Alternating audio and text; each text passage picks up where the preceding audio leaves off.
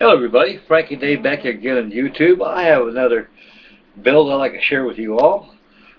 These are oldies but goodies right here. I got these out of my box of time capsules down below in the basement.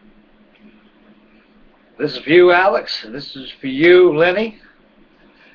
This is for you, Pete, Aaron, all you great fellows out there. Remember the classics and plastics. I have right here two 1958 kits by Airfix 72. I have the Avro Anson and the Lockheed Hudson. And these were the first Airfix kits I built.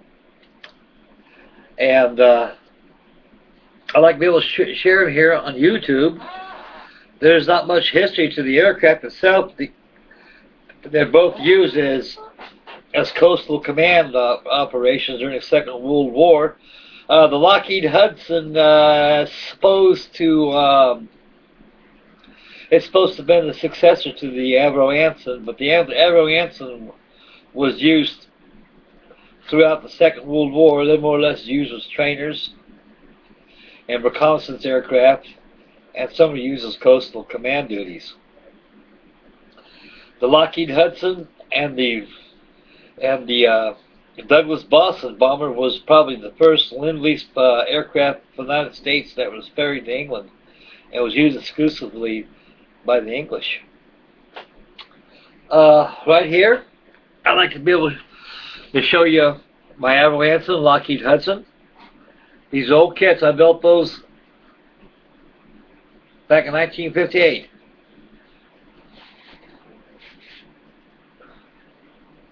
There's the Avro Anson right here, and the Hudson bomber.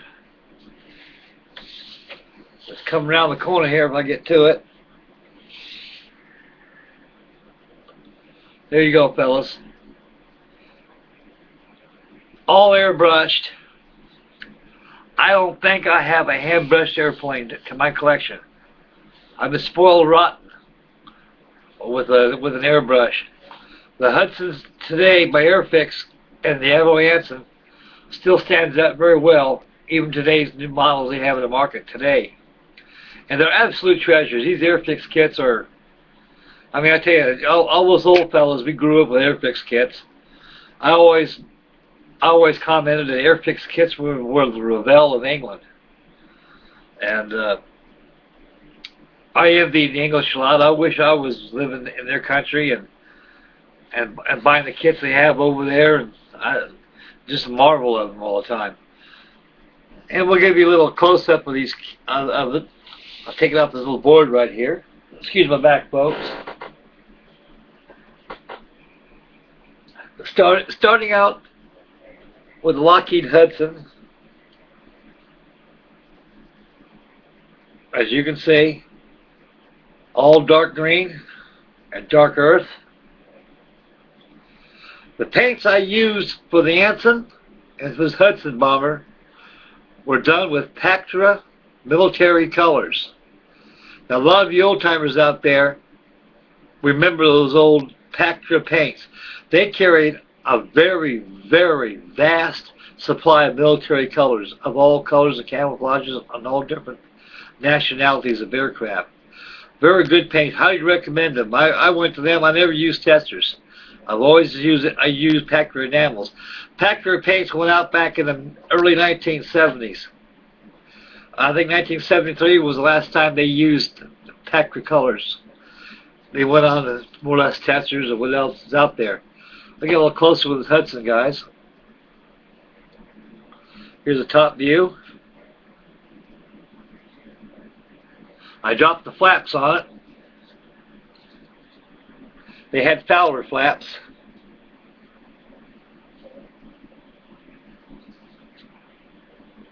We got the name of the aircraft on there, as you can see. Lockheed Hudson. There you go. This thing took me a month to build. The cost was 89 cents. I do remember that. I got this FW Woolworths, which is an old variety store out there here in the United States of America. I don't know if the store's in business anymore. I assume not. The other side is medium gray. Top surfaces again, dark green and dark earth. A very beautiful little airplane indeed it is. I've had this thing for years. It makes an excellent companion to English aircraft in 1/72nd scale. Here's my Avro Anson.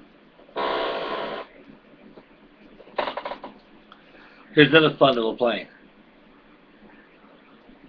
And this is the Avro Anson.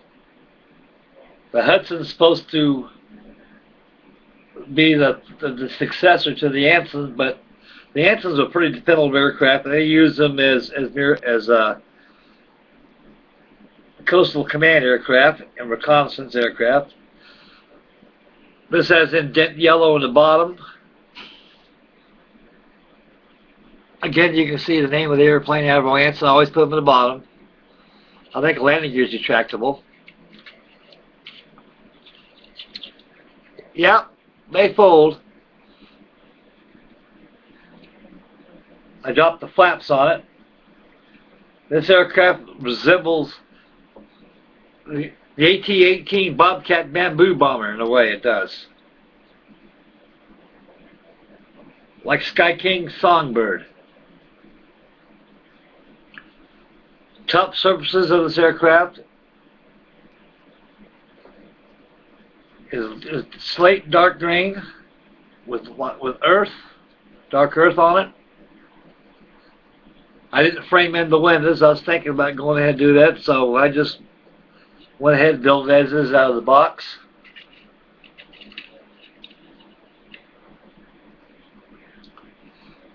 A very nice airplane it is. Airfix kits were almost like gimmick kits. They had a lot of Airfix kits. They had a lot of operable features like turrets. Most of them had retractable landing gear. Ailerons would work. Just elementary gimmick stuff they had in those days. But I, for myself, always liked gimmick models. Like I said before, that sold the model. And I haven't seen all these old Airfix kits in years, in many years. The new stuff they have nowadays, oh, it's beautiful. I mean, I just bought me a dam buster the other day, 1/72nd scale, and I got a 1/48 scale Hawker Hurricane. I got a Messerschmitt 109 Airfix kit. The tooling in those kits is gorgeous, absolutely gorgeous.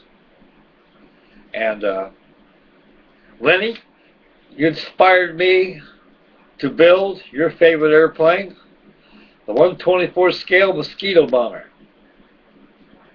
My wife and I had a little talk about that. She said, "You want that plane, Frank?" I said, "Yes, I do." After seeing what Lenny had on there, I want to buy it. So I ordered it already, so I shall be getting it one day next week. $200. That's how much it cost me. And I'll tell you, it's a monster of an airplane. So anybody out there who's interested in Mosquito bomber builds, Lenny can fix you up. He's doing a build on the Wooden Wonder right now, 1/24 scale. He's doing a very good job on it. Lenny, you're doing great, buddy. Well, Hands of Time over there is telling me to sign off here if I get booted off, get rejected, so I don't want to do my boundaries as usual. I got another couple more builds to show you tonight before it's over with, and I have a couple more tomorrow. So I'd like to thank everybody out there in YouTube land, all you great fellows out there. Thank you for tuning in, and thank you very much for your comments. You fire them this way, I'll reply on the fly. I'll do the same for you. And may God bless, and thank you for tuning in. We'll catch you boys on the next YouTube presentation. Bye, fellas.